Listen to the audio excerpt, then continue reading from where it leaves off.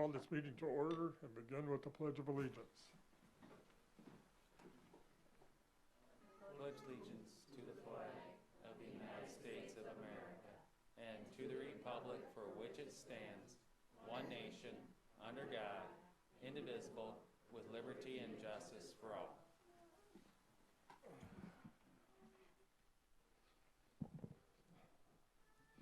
Welcome to tonight's meeting. This is the regular meeting for the Board of Education for the month of May. And we have the pleasure to start out this meeting recognizing people who have retired the past year.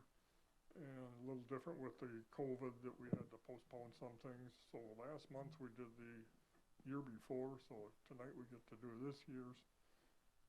And we have 4 people retiring with little over 100 years experience. And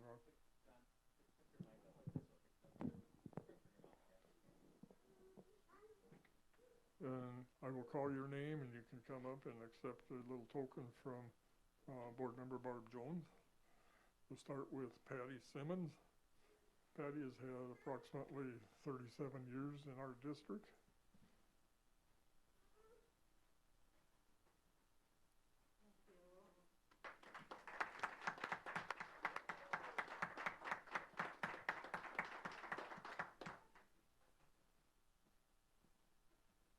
Next will be Linda Eisenbinger. Linda has been in our district over 22 years. We appreciate all the work she's done.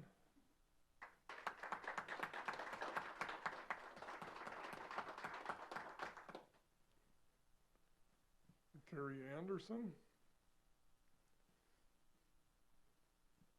Carrie has been in the district 29 years approximately. She was telling me how many students she thought she had, and it was like 673 or something like that.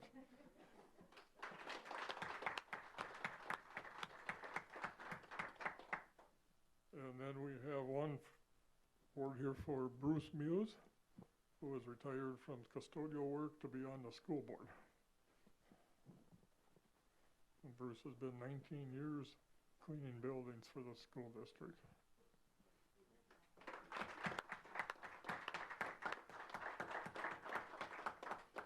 And congratulations to all you folks.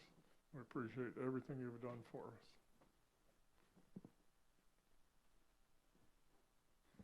Any comments from the board members? Oh yes, I got plenty.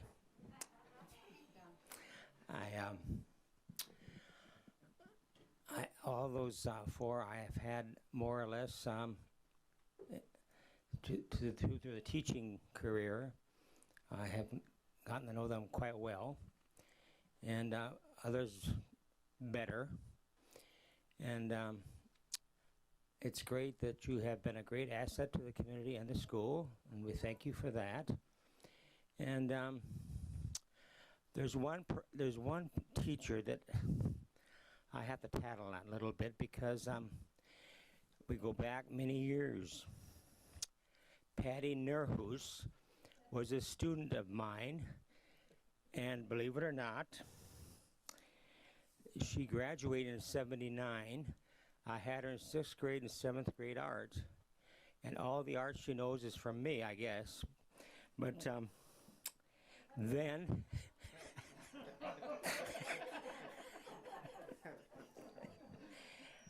she went to Mankato to get her degree in Fayette and DAPE, and then she returned to Windham in '87, and we had a middle school connection.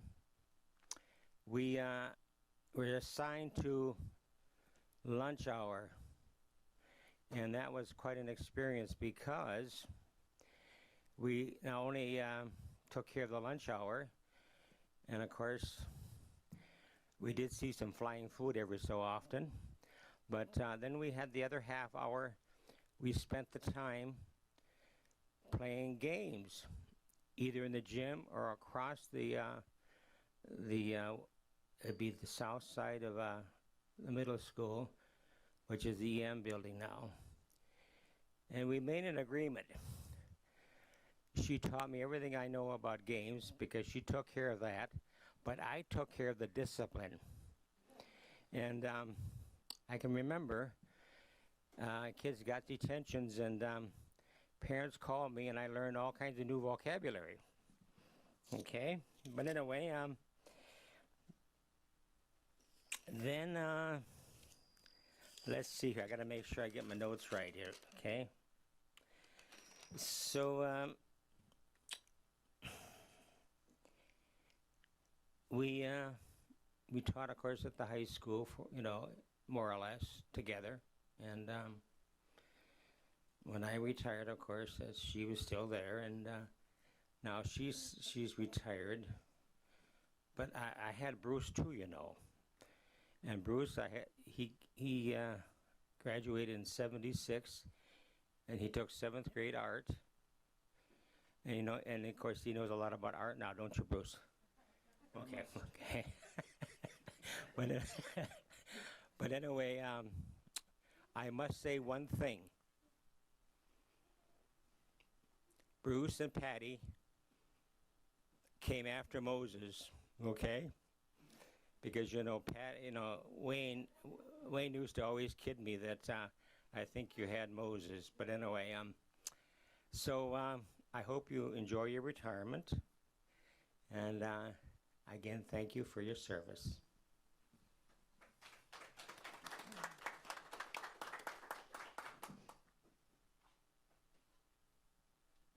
Any other comments? I'll go. Well, I've known all of you for a great many years. I didn't graduate here, but I have 4 children that have graduated here, and I've appreciated any way you guys have touched all the kids in this school system.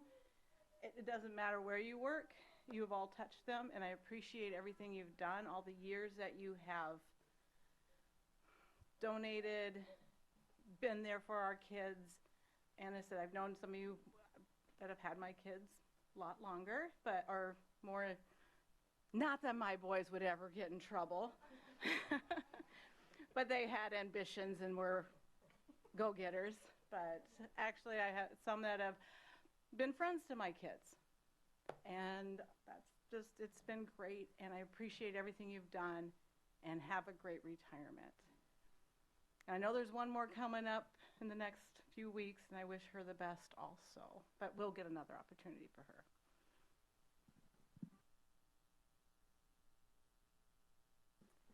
Well, some of you I know well, and some of you not so well, but the amount of years that Wayne said, or Don said, with over 100 years, that's amazing, divided up between 4 people. So thank you so much for your dedication to the district, and especially to the kids. I can't imagine all the stories that you have about all the kids and the crazy things they've said and done throughout the years. Ladies should collaborate and write a book. You guys could retire well, I'm sure. So, but thank you for all of your dedication. It is appreciated, and I know the kids will miss you. Thank you very much for all of your work. I'm sure when you were done with school and started college, you were probably thinking of something to do along the lines that you had some interests in. And earning a living, and what you do earns a good living, and you've done well. And also, but the most important thing is the thousands of lives that you have touched throughout those years. And if you think back to when you started and your last day, when that will be, the amount of kids that you have touched, and you watch them as they grow and go through their lives, and the impact that you have, and a lot of that is selfless giving that you do. And so really think of that, and the amount of people that you've touched in their lives and what you've done to make them better. Thank you very, very much. And I always say, God bless your retirement. Take care. Well, I figured I might as well say something as the one person who, out of the 4 of us, who looks like he's old enough to retire. So, but the other ones, when I started and found myself subbing at the elementaries, both Highland and Windfair was where I was most of the time, and there were always friendly faces there, and it was easy to get along, and if I didn't do something, it was easy, oh, I'm just a sub there. And then when I got to go into the high school, there were some familiar faces there that we used to walk down the hall together and things too. So there we were again, and 20 years of walking those halls. And I still walk them now and then. But it was always something that, I always said, well, with farming, why'd I get that? And I said, well, then I only have to work 8 hours a day.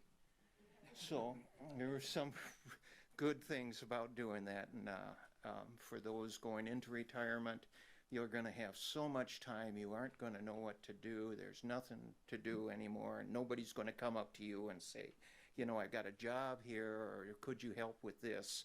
So just enjoy your retirement. That's the way it is for that.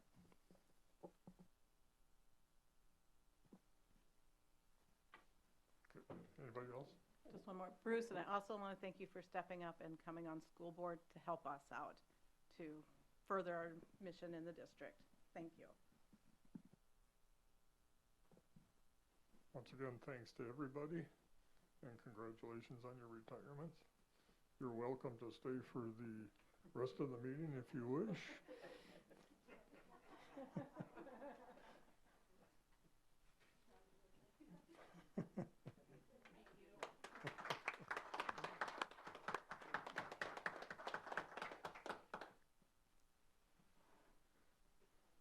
Okay, we'll go back to the agenda until we'll be working with the Minnesota High School for the strategic planning in a little bit whenever they come on the air, but we'll keep on the agenda. Gilman's ready as soon as you approve the agenda. Okay. Any additions or corrections to the agenda? Not a motion to approve it as presented. So moved. Second. Motion by Dustin, seconded by Joe LeCan to approve the agenda as presented. Any questions or comments? If not, we'll proceed to vote. All in favor of the agenda as presented, say aye. Aye. Opposed, the same. Motion passes. School Board. Gail Gilman from the School Board Association here on Zoom to talk to you about strategic planning and walk you through the process and whether or not you choose to move forward with the School Board Association. So this is the person who's been leading most of this across the school board, across the state, and she sent that video that I forwarded out to you and also the packet information that you have for that. So Gail, I'll turn you loose and let you talk to the school board about what to expect.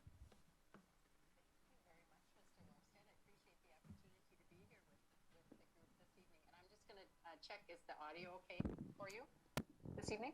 It is now. Okay. Do I need to start over?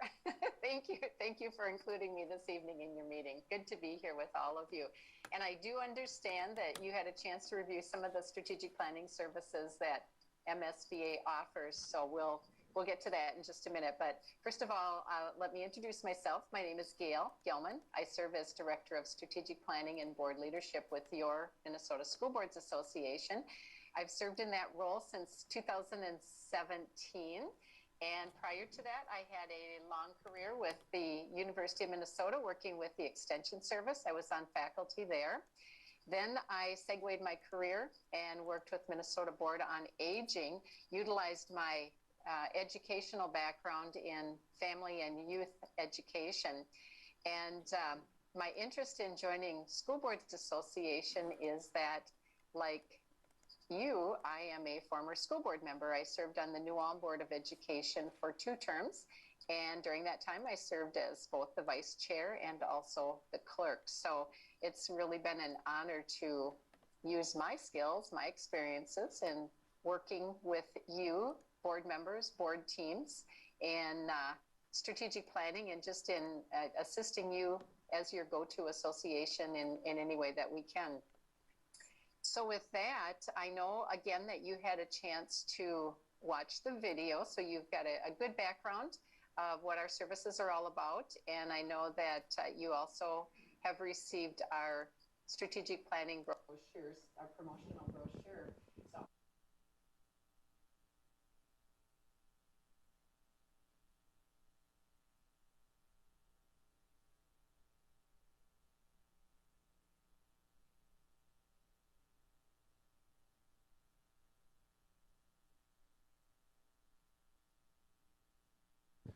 Time frame, just so the public can hear, what's the time frame for you to go through this process, and what would that look like?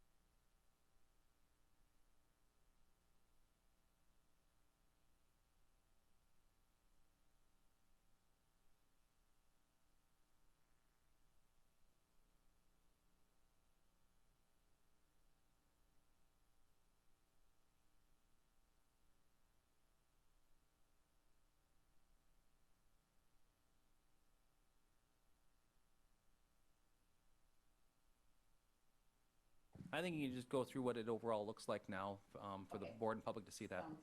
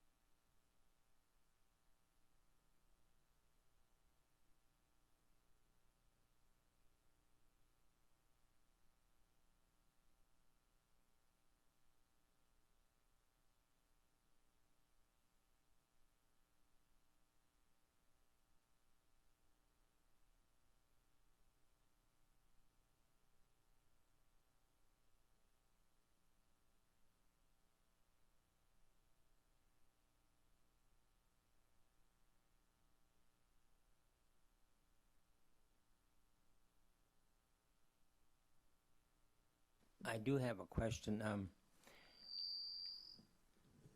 Is there anything pertaining to curriculum as far as responsibilities, as far as future board responsibilities, curriculum? Is that part of that, more or less? So in other words, would it possibly?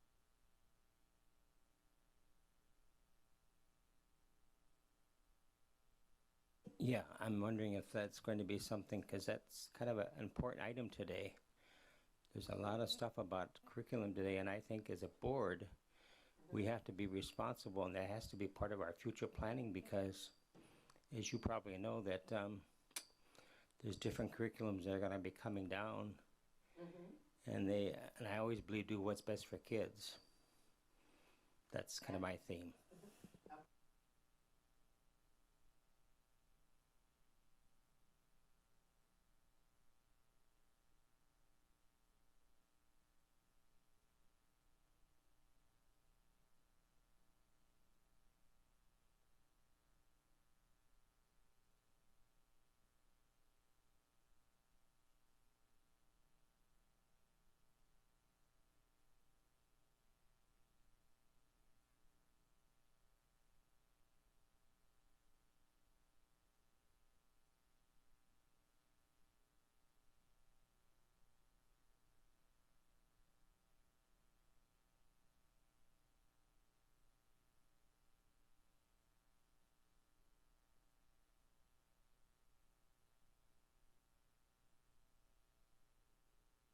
And thank you for that information. That was really good to hear that.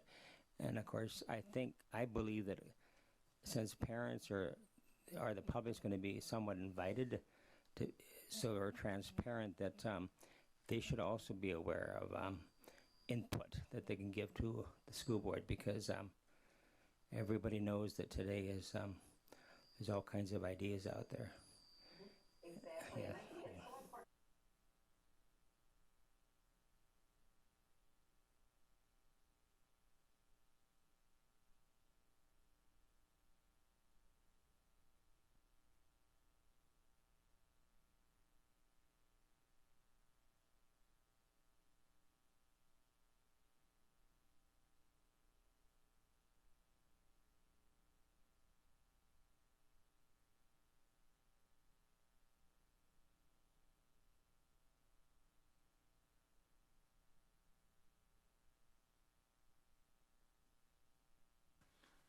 I have a question.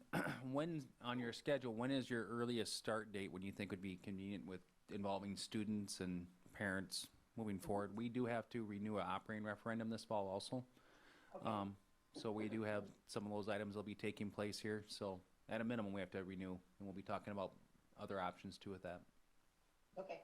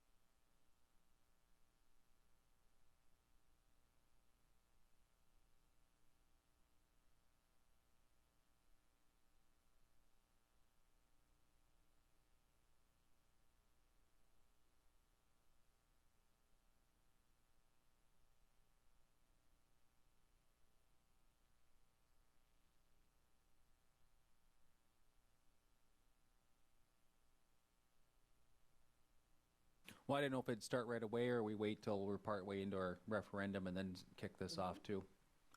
I just, Yeah, that's a decision you can talk about too, or what seems to make the most sense. If you want to get rolling on the process, if you want to hold off and put your energies into the the referendum? See, I believe more than ever today that curriculum is really important, and I think we got to address that. As a board, we are responsible for curriculum, and the thing is, parents look to us or blame us because of some of the curriculum that apparently might come down our way. And if anybody's done any research or reading or listening, you discover that some of this stuff that's coming down could really be a problem as far as not what's best for kids. Thank you.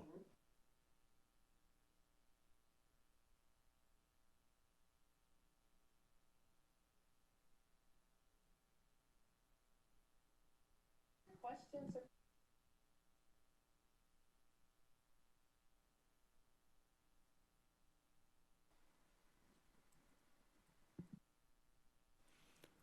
Anybody else have any comments or questions? Looks like we don't have any here right now, Gail. Okay, Um, sounds good. We'll probably be discussing this and make a decision at the next meeting or the first meeting in June with that. Okay, that sounds fine. And I will, I want to make sure to be clear on one thing. We at MSBA have transitioned to a virtual platform for all of our services and the virtual platform. We've had a lot of success with that. And so I didn't want to not say that and have you be surprised. So we have facilitated that in a variety of ways. And, you know, that's something we can certainly talk about with, you know, some folks in person and others online. What we found is that a lot of people like to be online just because they can, it's like distance learning. They can participate and then they can be in their own locations, homes or whatever for the rest of the evening. So wanted to make sure that was clear as well. Good. Very good. Thank you, Gail. Thank you so much. Have a good rest of your evening, and I'll look forward to hearing from you again soon. Take care. Thank you. Bye. Bye.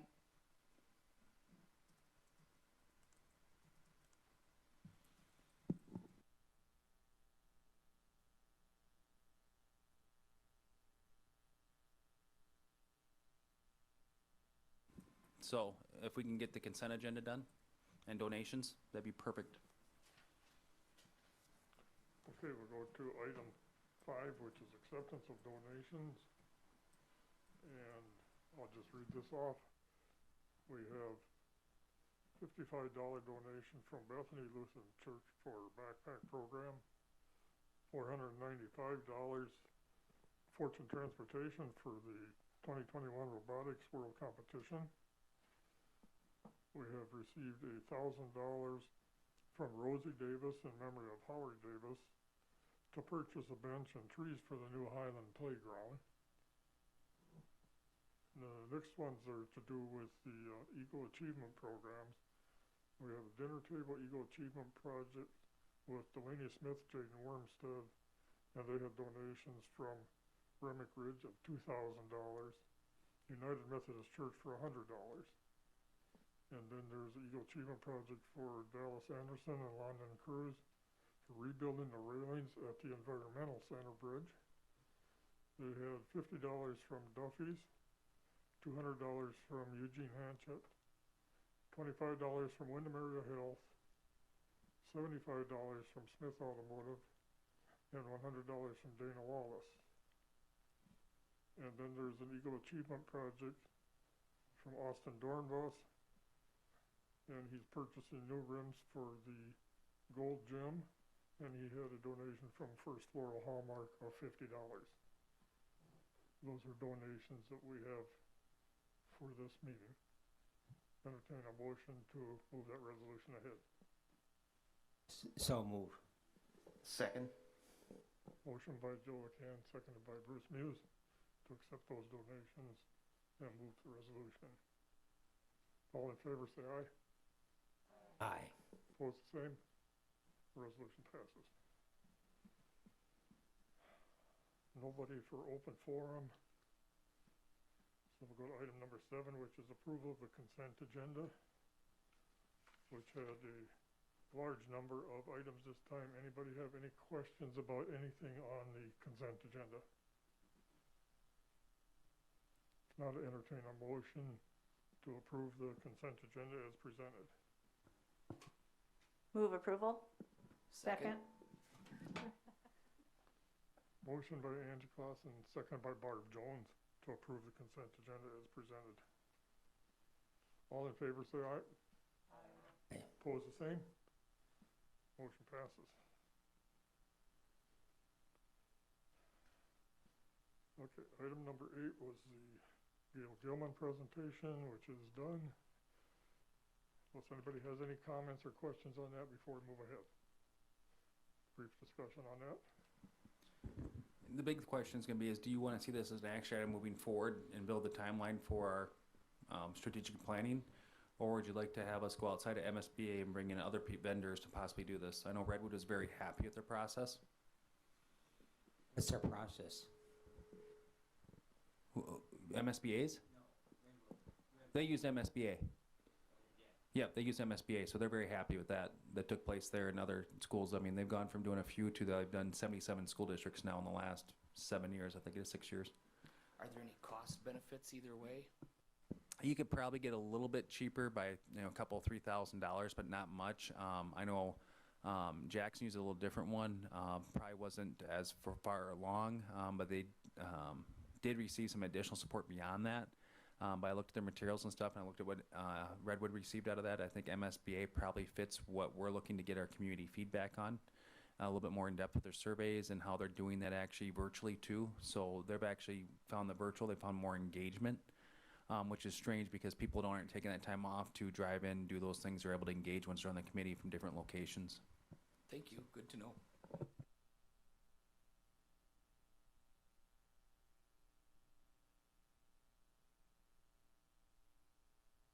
Well, I'll move forward with a plan to draft the contract with them to bring to the board for approval.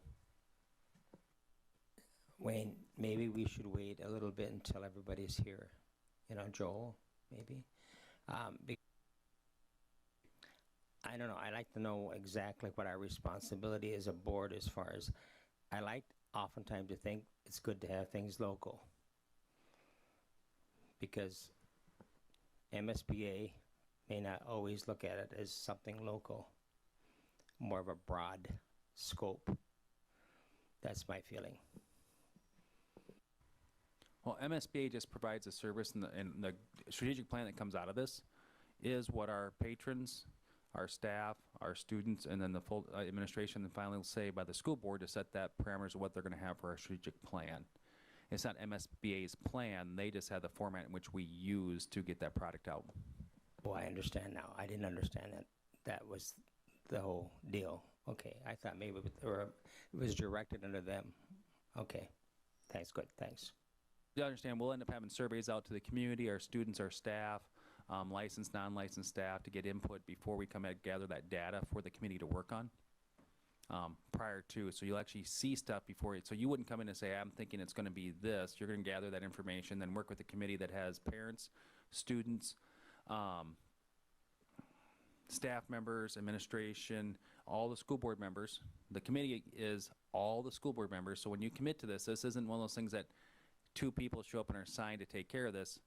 There's probably about 6, 7 meetings by the time you get done with all this that you have to be at, additional to our regular meetings. If we're going to do this well and we really want to have that vested interest in whether it's curriculum or whatever it may be in the end, I'm trying not to set it ahead of time. I want to know what the information is before you guys move forward. So with that, but that's the entire plan. I really like the idea of having a lot of surveys and community input involvement. It seemed to be very productive in the process of the new elementary building, and it is really valuable to have the ideas of the community. So I really am happy to proceed forth, and if that clarified your question, Joe, I'd be okay proceeding forth with that. Yeah, I didn't know exactly what the responsibility for us. It was. I don't want anything that comes down that we have to do as far as the way the structure is. We have some input, which is important. But they have more or less an outline. Is that it? They guide the process of the facilitators. So example, remember I brought this up, I said I don't think you want the superintendent again to lead the goal setting and that process through, you're looking for a more, Joe, your mic.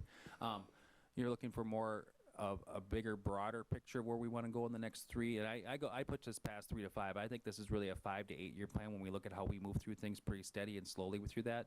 And then we adjust our goals as we meet those goals. But that, I think it's a bit broader look than when we said, we have an issue with facilities. So we put that whole 7-year, 2014, we started that process, and we just worked through that process with our community and where we got to. That was much more narrow and defined because we knew it was facilities. This will be a broader spectrum of things that may come up that we haven't thought of from our staff, from parents, other board members, so.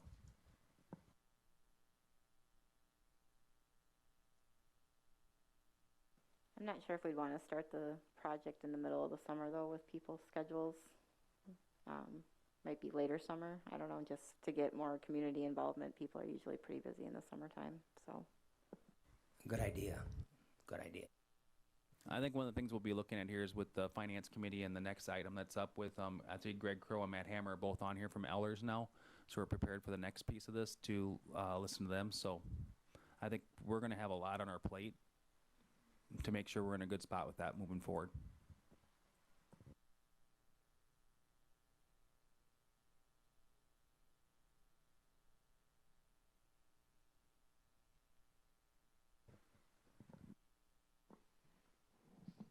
Okay, there's nothing else on that one, then we'll move on to program with Ehlers for referendum renewal comments. Matt and Greg, I'm going to pull up your PowerPoint slide and we'll get started here in just a second, okay? Sounds good. You can introduce yourselves as we're going here. I got you up. All right. Hi, everybody. I don't know if you remember me or not, but was down in the district quite a bit with planning the referendum and the bonds from the vote and the subsequent bonds for abatement and LTFM. So glad to be joining you again tonight. And in the interim, since then, Joel Sutter, who also worked with the district with me, retired. And we ended up hiring Matthew Hammer, who's also on the screen. And Matthew, I'll let you, so he's been working with you now. I'll let you introduce yourself and tell me a little bit about your background. Yeah, good evening. My name is Matthew Hammer, and I started with Ellers in 2018. And prior to then, I had worked for Fridley Public Schools as the Director of Finance and Operations for almost 10 years prior to coming to Ellers. So ran 3 elections during that time, so a lot of experience with elections of this matter. Had a capital projects levy, operating referendum, and then a bond election as well. So happy to be here. All right. We're ready to listen to what you guys are going to tell us about the referendum process and options that we have forward. I will say this, there are numbers in this slide that are just used as placeholders for the committee to really talk about in the future. These are not numbers that we decided on. So when you see these numbers, just realize these are just how they impact different things to get a good idea. Really, the numbers.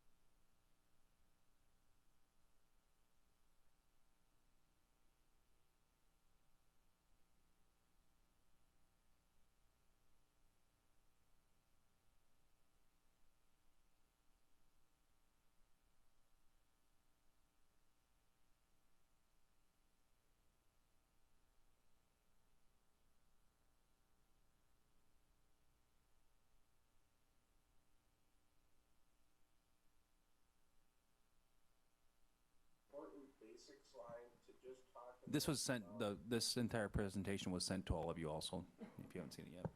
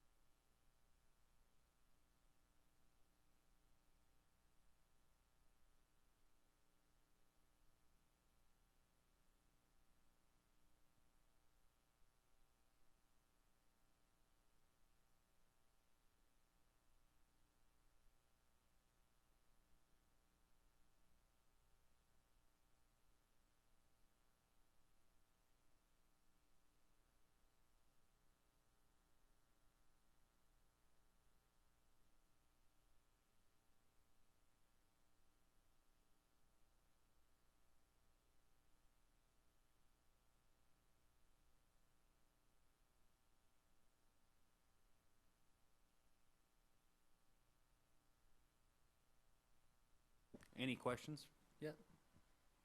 Keep going, Greg.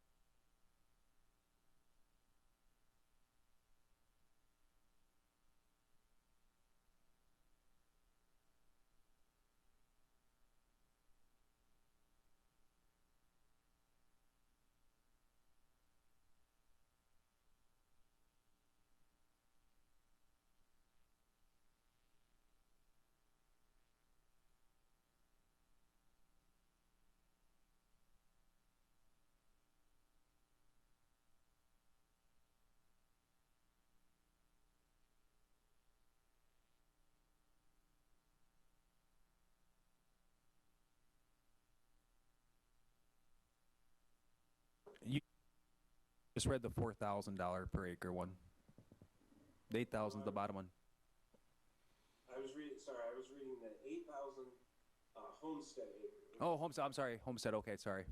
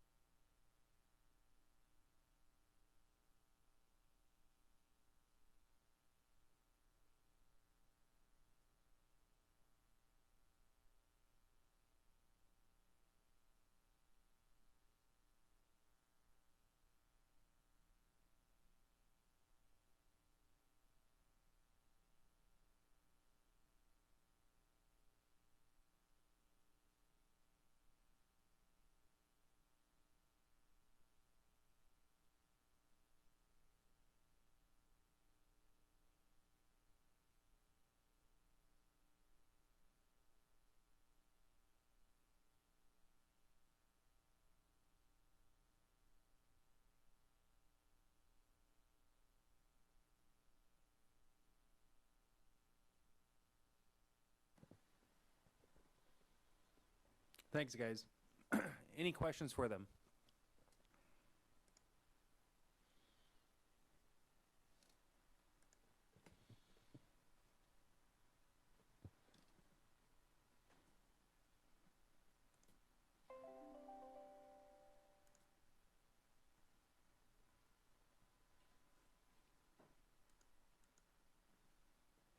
No questions from the board as a whole? Questions I had for him were, you know, how does this truly impact us if we have to make a decision to ask for more revenue for this? We have done our tech, reason tech levies up there is we've been able to do our tech with enrollment growth over this time. Gone 1-to-1, including adding kindergartners in during the pandemic and everything else with that. But that becomes more and more difficult as we continue moving through this process here. So I asked them to look at some options for us to offset those costs, but yet figure out a way to use that as a tax rate that is as equitable as you can in Minnesota, with that taking all factors and including home to ag to school or anything else as options for the board to look at, not as a decision. And so these numbers are just here to present what are the options, how they actually impact using some just round numbers. So questions or concerns? What percentage did you have you seen for the operating referendum renewal, or the operating referendum passing in the different counties? Like what percentage are passing, what percentage are not? Because I know you said if it was a renewal that they were passing at 100%. Just wondering what the other two for the capital and the operating referendum, what do you see the percentage pass rate for those two?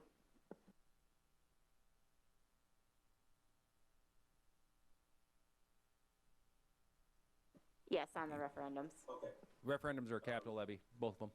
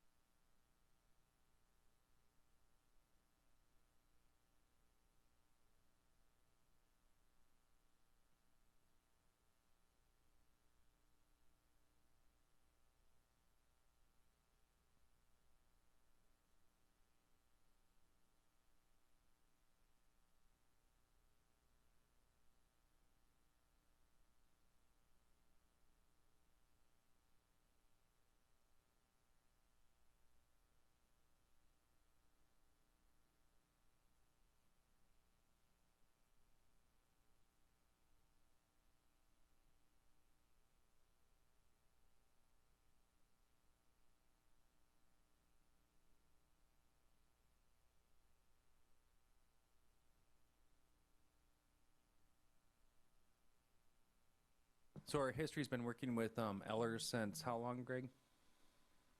Oh, we go back to our folders. 1998 was the first bond issue that we worked with the district on. So almost 25 years, 23 years or so. Long time, a lot of history, and we do appreciate the relationship that we have with you and all the projects that we've worked on with you over time. I have not approached anybody else because of our history and our long-term working with that, and the business manager said she'd kill me if I did.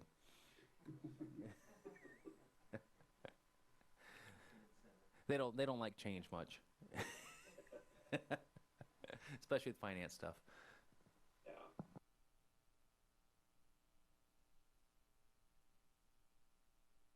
You know, and if you have questions.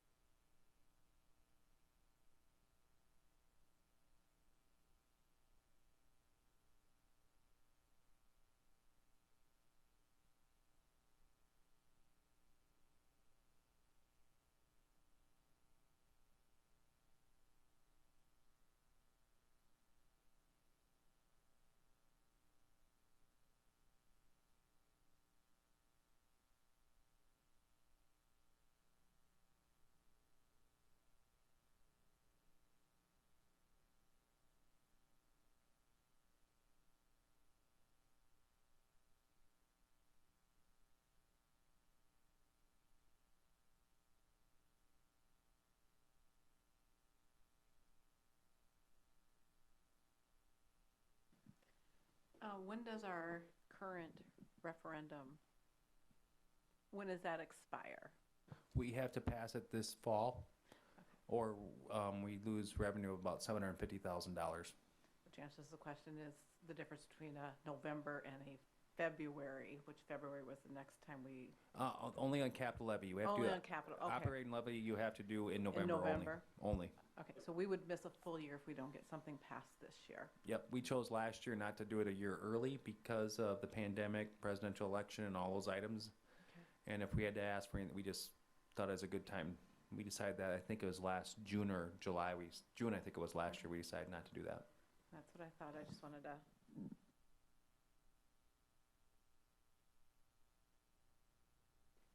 Any other questions? Okay, thanks, Greg. Thanks, Greg. Appreciate it. We're gonna let you get off so we can get our board meeting done now. You've eaten up too much time already. Matt, you did a wonderful job. Greg, we're gonna have to work on it. Yeah. I need some remedial help. Always appreciate it, Greg. Matt, thank you again. Yeah, you guys take care. Hopefully it was helpful, and we're glad to be here, so thanks for taking the time. Thanks again, guys. Appreciate it. Okay, good night.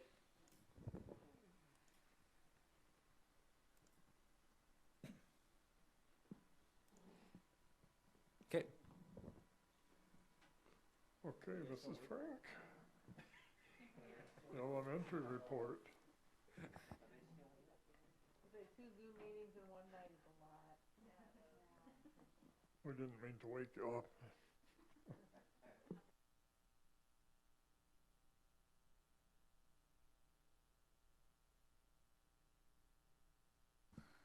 All right, good evening, board members. I have a short report for you tonight. This is not a typical May because of COVID, so we do not have a lot going on like we typically do. So MCAs at the elementary are wrapping up this week. Last Wednesday, we did have a walk or bike to school day. We had many students that met either at the Bark or the Catholic Church, and then they rode or walked their bikes, or rode their bikes or walked to school the rest of the way. They had a lot of fun, and it was fun to watch them. Some of them thought it was run to school day instead of walk to school day. Students once again filled the bucket with Eagle Pride cards, and to celebrate, Mr. Nielsen set up Eagle Pride field day stations outside. Classes signed up for a time to play at those stations, and they had a great time. And lastly, Teacher Appreciation Week was last week. I'd like to again thank the Wyndham teachers for all of their hard work this year. They took on new responsibilities, played different roles, and gave of themselves for the benefit of our students. So thank you again to all the Wyndham teachers.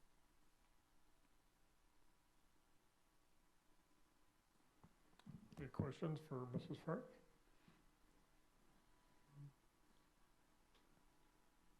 Thank you. Mr. Joyce.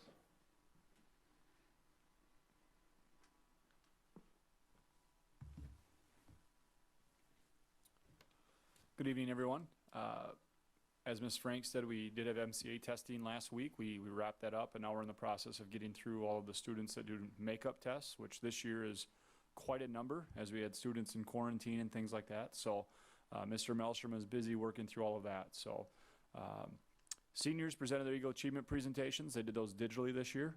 We're in the process of finishing up the judging of those, and we're giving that feedback digitally and then communicating with students that way. We're hoping next year that we can get back to a live event in celebration of our students' achievements. So our seniors did receive their caps and gowns last week, so that's always exciting and feeling like you're getting to the final completion of that. So they received those last week and given the instructions of what to do with those. So we're busy preparing for graduation, which we'll talk about later tonight. Our awards day is planned for May 28th. We're looking at doing a live in-person event for our seniors at 8:30 in the morning.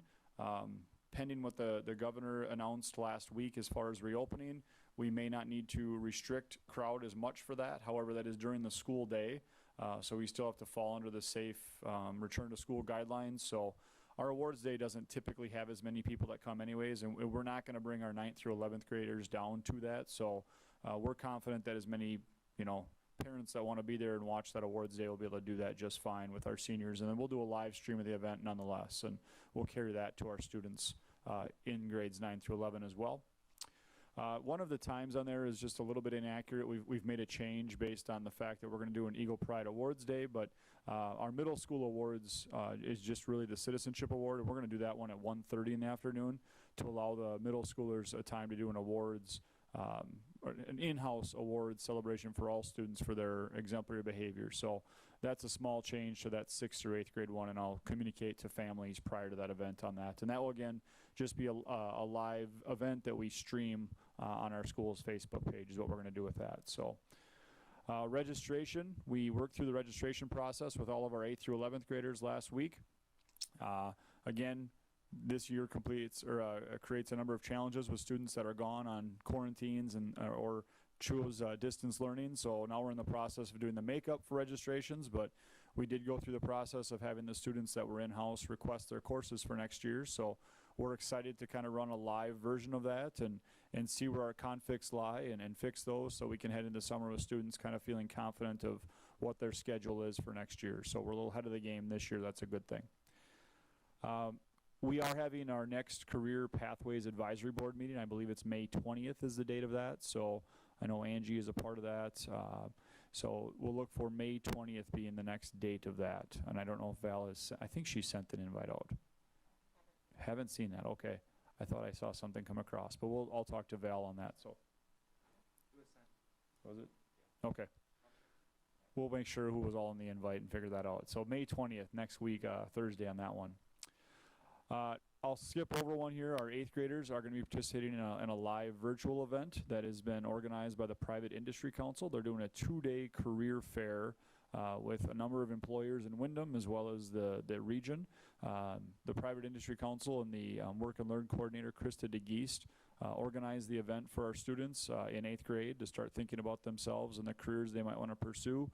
And they've got a full 2 days of live career fair virtual events going on. So we're excited about that for our 8th graders. Tonight is the Spring Pops concert. It's unfortunately going on right now, so all of us here are missing that. But the presentation we just had was equally exciting. So it's important. It's important. So, but that is going on right now, and it's exciting because that is the first real concert that we've had since the pandemic started. So I know Mrs. Axford was eagerly anticipating, nervously what it was going to be like, because it's been a long time since these kids have really performed in front of people. So hats off to them for having one final show here, and looking like maybe at graduation we get another chance to do a little performing based on the reopening stuff. So, and then finally, as Mrs. Frank said, last week was Teacher Appreciation Week, also Nurse Appreciation Week, and then School Lunch Hero Day, or week, where we acknowledged our school lunch service or food service people. So thank you to all of those folks for everything this year. I know it goes without saying how much they've done for our students and our community this year. So thank you to all of them, and hats off. Any questions?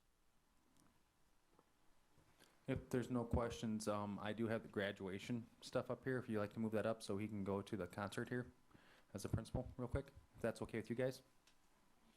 Works for me. So I provided an outline for everybody, kind of a 2-page outline, so you didn't have to stew through the entire preparedness plan. Don, I did appreciate, and I did find the typo, and I fixed it. So I kind of have it on a Google Doc, the preparedness plan.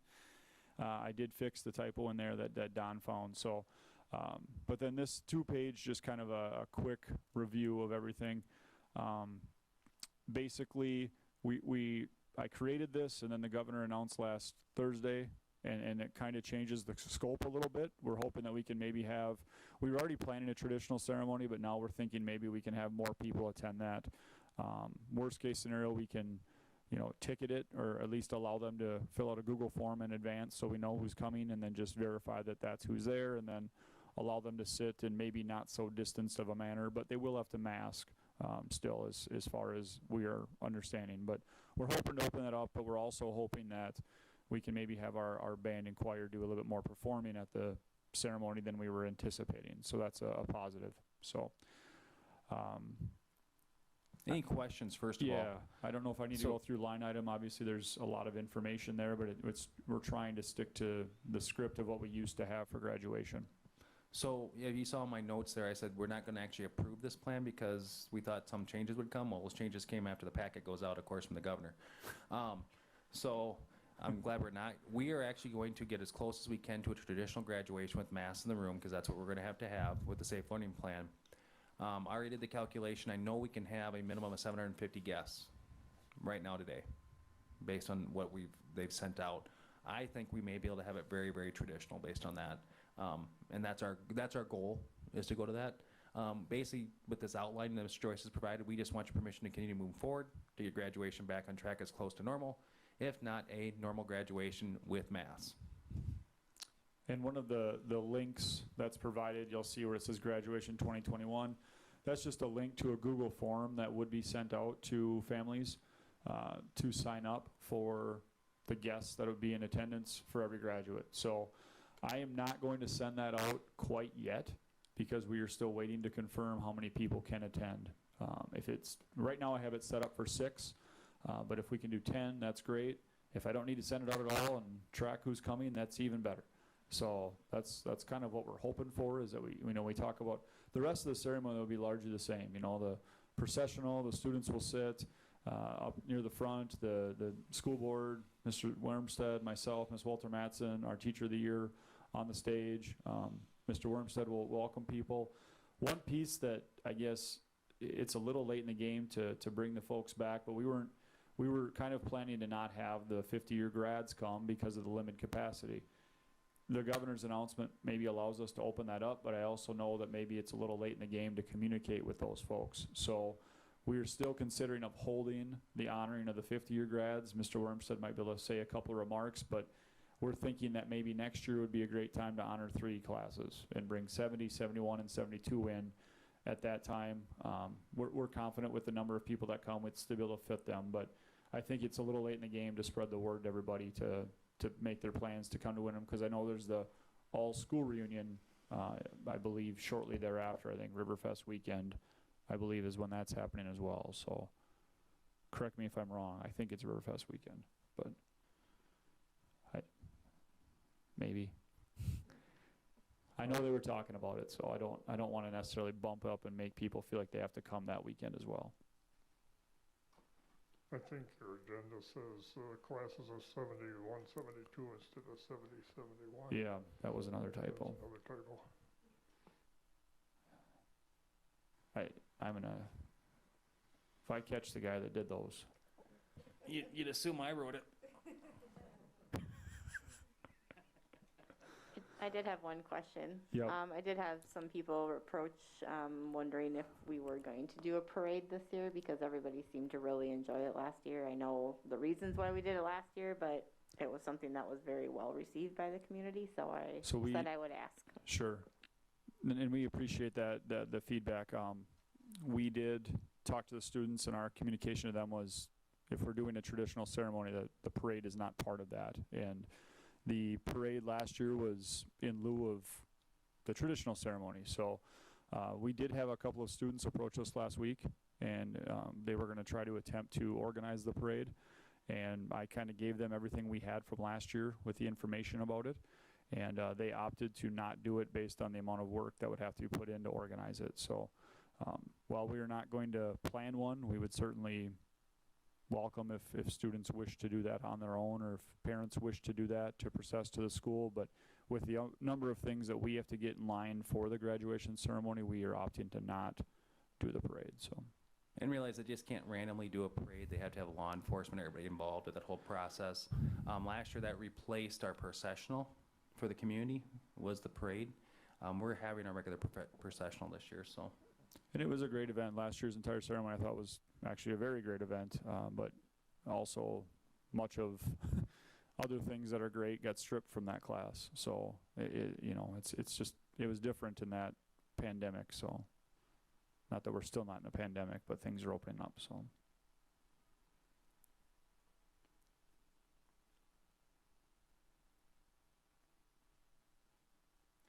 If there isn't anything else, I'm going to head to the concert for a couple minutes. If there's any questions that any of you guys have throughout the process, please let us know. Our intention is to have as normal of a graduation ceremony with masks on as possible. And if the governor says no masks, we'll do that too. get those shots, I guess. So, all right, thanks everyone. Thanks, Mr. Trice. Want to turn that mic off, thanks. Mr. Wormstead.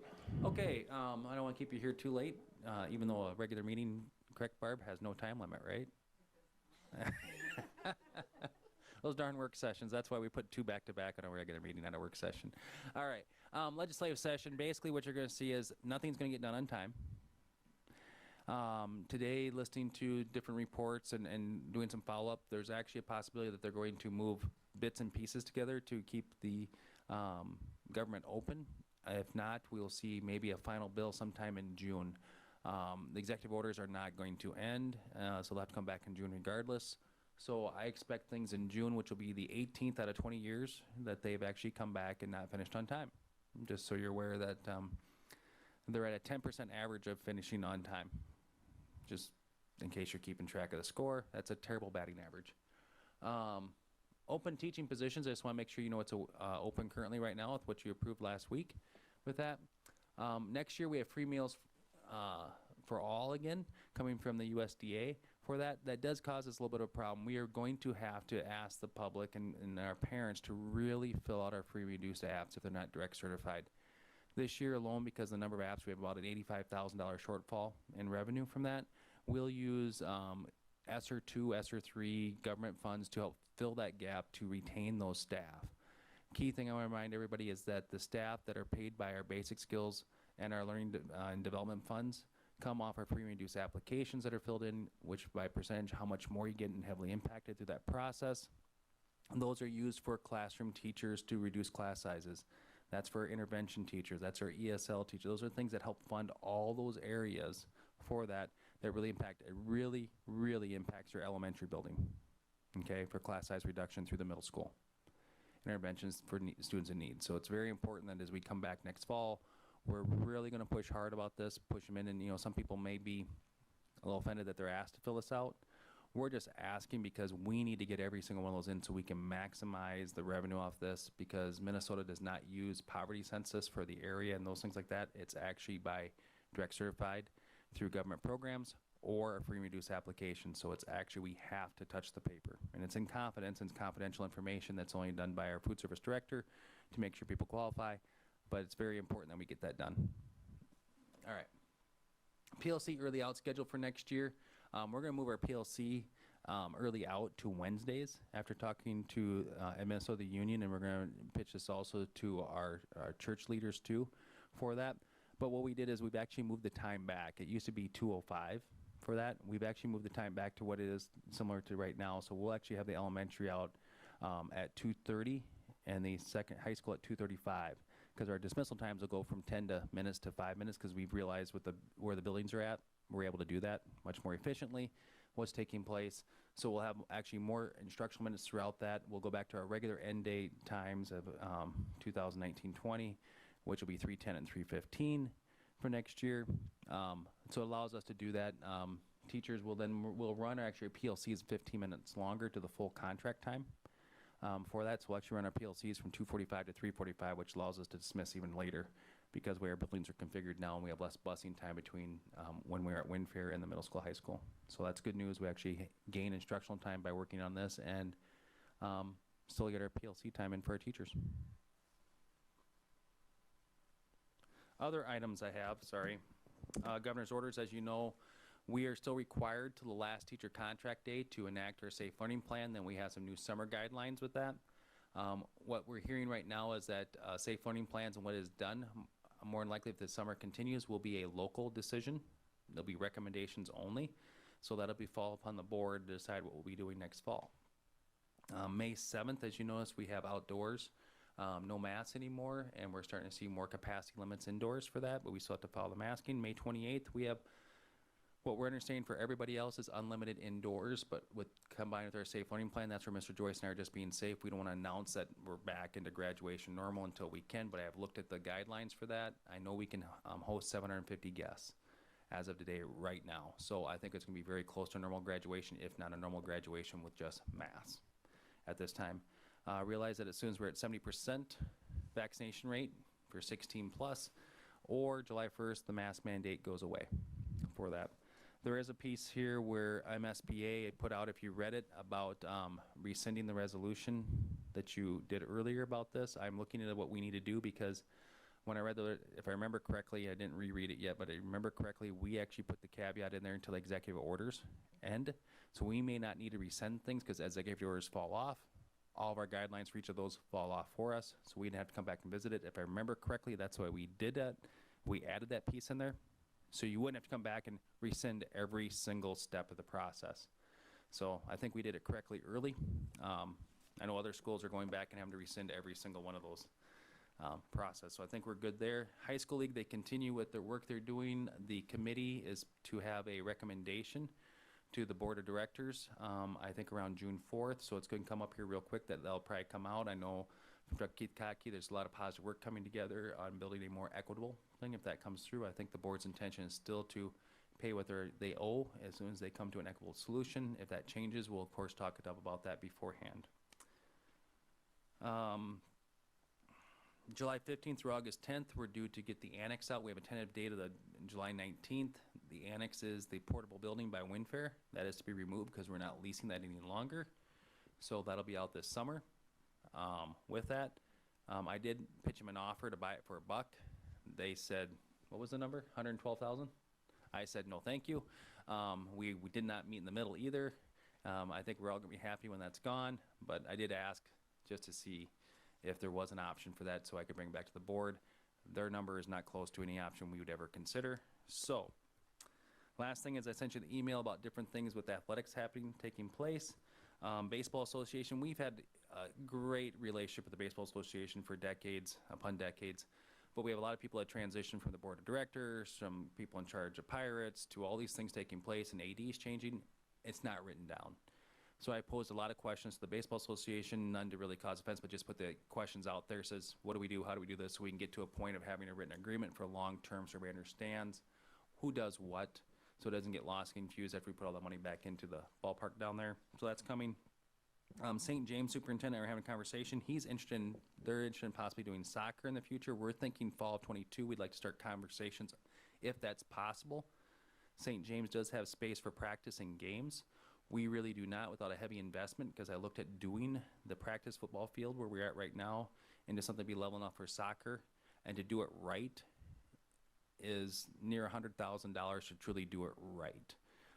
And that doesn't count an underground irrigation system. So I started thinking of other options, talked to St. James. They're interested. This is very early. This is not saying we are, but we want to start talking about the possibility of doing soccer in 2022, fall of. That'd be a cooperative, of course.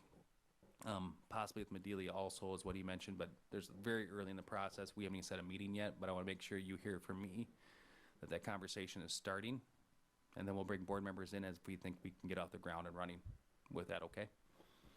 Hockey Association wants to meet a little bit about fees and what they do. With that, I have a meeting tomorrow with the hockey chair and vice chair, and I think the head coach and the AD, just to meet to start talking about that.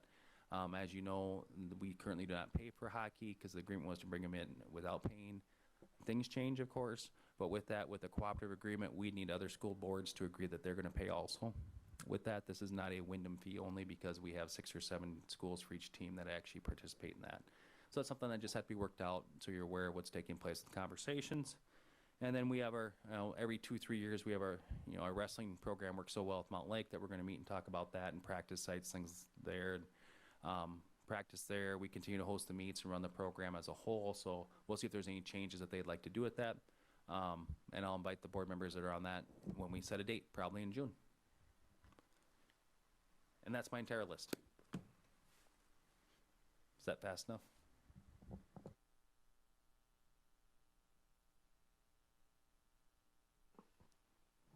Any questions for Mr. Wormstead?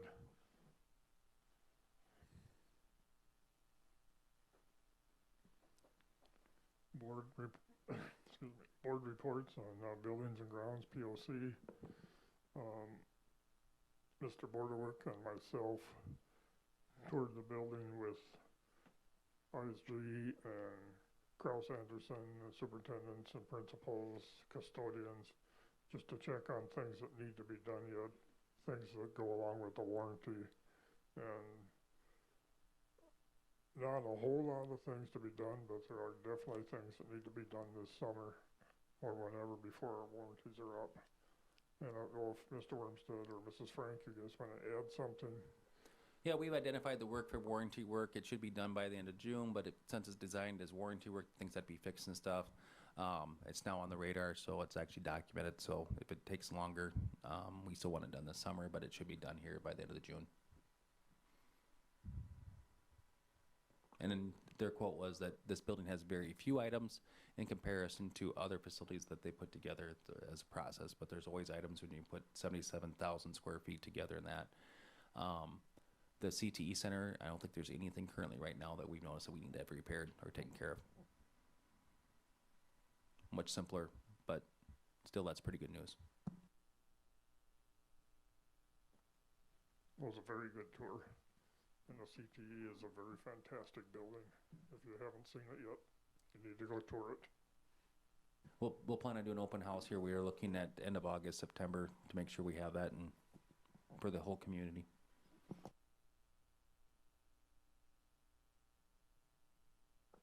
Okay, we'll move on to item number 11, which is approving the project application and certifications for payment. And there were no bills submitted on the Highland building this time, but the CTE and the elementary, there's a total of $6,854.51. I'll entertain a motion to make that payment. I move approval. Second. Motion by Bruce, seconded by Angie to make that payment for the project, $6,854.51. Any questions? If not, we'll proceed to vote. All in favor say aye. Aye. Opposed, same. Motion passes. Thank you. Building project change order. We had one change order that information was sent out to us at $9,191. So if you need to explain any of that again, I think it was pretty well explained. Motion to approve that. Move approval. Second. Motion by Angie and seconded by Bruce to make the payment of $9,191 on the change order. Any questions? Proceed to vote then. All in favor say aye. Aye. Opposed, same. Motion passes. Item 13 is the resolution, and this is for the transfer of funds from ECFE to the school learning or readiness program. And this was explained at the last meeting. I don't know if you need to update that at all. No, just remember it's for this current fiscal year, the school year 2021, and our balance in our ECFE fund is scheduled to be up right over $80,000. It's currently, as of the audit that just we went down in 2020 was at $47,000, and it's because we're not running the ECFE program this year that we have these additional funds, and it's our intent to transfer them to use our Bridges preschool program. So, to lessen our cross-funding that we will be doing for next year. I will move that approval. Second. Motion by Barb Jones, second by Angie Clausen to approve that resolution, moving the funds $45,000 from ECFE to the school readiness. Any more questions or comments on that? Since that's a resolution, we'll do a roll call vote. We'll start with Angie. Yes. Barb. Yes. Bruce. Yes. And myself, yes. Motion passes. Item 14 is approve elimination of a non-tenured position, which is Cheryl Hannafield, Social Studies. This is part of the program with the COVID ideas or COVID things last year, so her position changed a little bit. And we'll eliminate her here, and then we'll turn around and rehire her for a quarter-time position instead of a .35. So a motion to approve elimination of that position. Move approval. Second. Motion by Angie, second by Bruce, to approve the elimination of the non-tenured position of Cheryl Hannaford, social teacher. All in favor say aye. Opposed, the same. Motion passes. And then item 15 is to approve Cheryl Hannafield as a social studies teacher at a .25 full-time equivalent for the coming school year. Move approval? Second? Motion by Bruce Mews and seconded by Angie Clausen to approve Cheryl Hannafield as a social studies teacher, .25 for the coming school year. Any questions? Proceed to vote. All in favor say aye. Opposed, the same. Motion passes. Item 16 is approval of the preliminary budget for fiscal year 2022.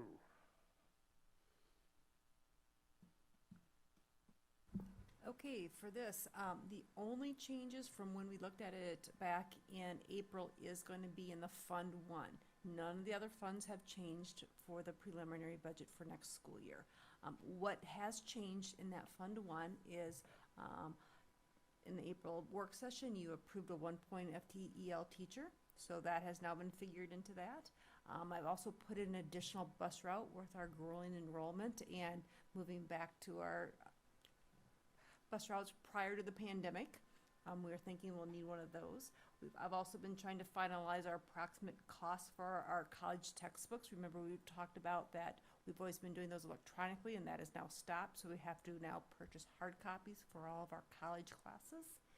And we've been, Jamie, Mrs. Frank has been working diligently in getting our additional curriculum for our kindergarten, first grade sections and things like that. So with that, what has changed in our Fund 1, you go up to that 1.786. The budget I showed you back in April was at a 1.874. It is now decreased because of that EL position, the bus route, all the things I just talked about. What also has changed is our cross-funding from the Fund 1 to that Bridges Preschool. Remember, we're doing that transfer this year, $45,000, so that has lessened that as well. So this could be $45,000 even less, but due to that transfer that you just approved, that has been taken into consideration as well with this. So, is there any questions on this? Wayne, did you want to touch your stuff? So, Peggy, getting on this, we're very, very close from what I mean, change this from April with the 1% amount, and that's what we have set in that, all the same parameters. She has us at about 1,784. I have us at 1,799,628 for fund balance at the end of the year. Realize, again, this is a very conservative estimate of how we do these items with this, and I actually have this spreadsheet now built for when we start talking about if the board wanted to look at increases in any categories, how that would actually affect our fund balance in the future for that. So we're set and ready to work on that with the finance committee and then bring proposals back to the board here in June. So it looks good. Everything matches and looking forward on that. And as we know, we'll probably finish a little bit better. If we end up at 2%, we're in a much better situation. Like sure, additional funding here in different categories will make this look better, because right now it's just based on 1%, no additional extra funding from any other categories.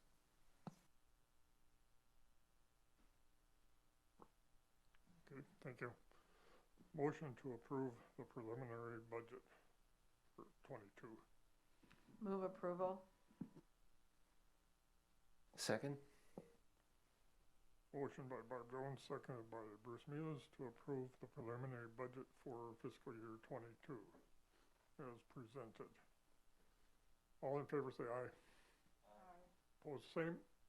Motion passes.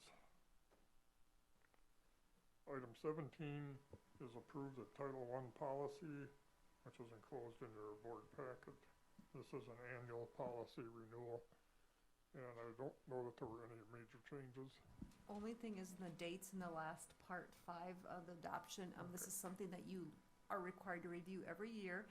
Mrs. Frank then will start the Title I application, and this is something that we do have to submit to MDE in order to get our title funding for next year. So we always ask to do this in May, so it's all ready to go for that. When we will do this sometime usually in July, August at the very latest. So no other changes other than the date. Our Title I representative is Mrs. Frank, so she'll sign off on this, and then this is what will be submitted to the state.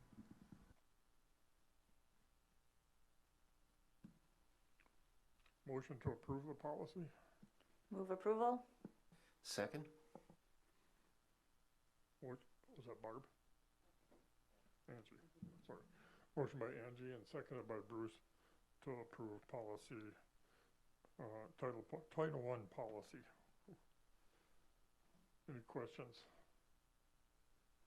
Proceed to vote on that then. All in favor of the motion to approve the Title I policy as presented, say aye. Aye. Opposed, the same. Motion carries.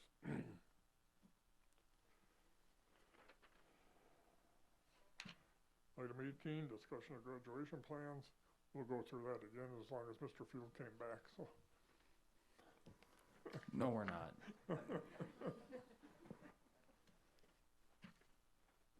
Again, if there's any questions or concerns on that, get a hold of Mr. Joyce or Mr. Wormstead. Item 19, other items for the board. The only thing I have down is May 24th is the board work session. And then all the other dates will be listed then, graduation and everything coming up, so. That's all I have. Anybody else have anything that needs to be up? If not, the meeting is adjourned.